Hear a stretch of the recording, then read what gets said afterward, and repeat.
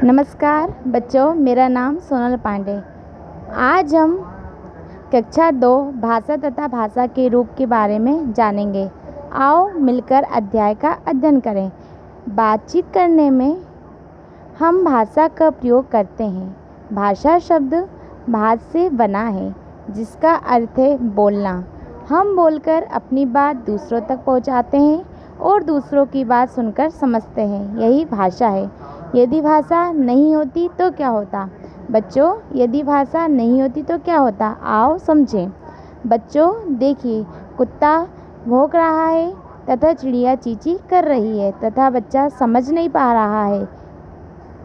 यहाँ दो मित्र कुछ कहना चाह रहे हैं पर शब्द नहीं है, इस कारण दोनों को समझ नहीं पा रहे हैं। दोनों ही चित्रों से पता चलता है कि भाषा के बिना कुछ भी संभव नहीं है। इसलिए हम कह सकते हैं कि भाषा की सहायता से हम अपने विचारों को दूसरों तक पहुंचाते हैं तथा दूसरों के विचारों को समझते हैं। भाषा के दो रूप होते हैं, मौखिक बोलकर या सुनकर, लिखित लिखकर या पढ़कर। आओ चित्रों के माध्यम से समझें। ऊपर दिए सभी चित्रों में बोलकर अपनी बात दूसरों तक पहुंचाई जा रही है, दूसरों की बात सुनकर समझी जा रही है। इसलिए कहा जा सकता है, बोलकर अपनी बात दूसरों तक पहुंचाना, दूसरों की बात सुनकर समझना ही भाषा का मौखिक रूप है। आओ भाषा के दूसरे रूप को जानें। बच्चों, ऊपर दिए गए चित्रों में अध्यापिका और बच्चा लिखकर अपनी बात समझा रहे हैं। पिताजी अखबार पढ़कर समझ रहे हैं, इसलिए कहा जा सकता है, लिखकर अपनी बात दूसरों तक पहुंचाना, लिखे हुए को पढ़कर समझना ही भाषा का लिखित रूप है।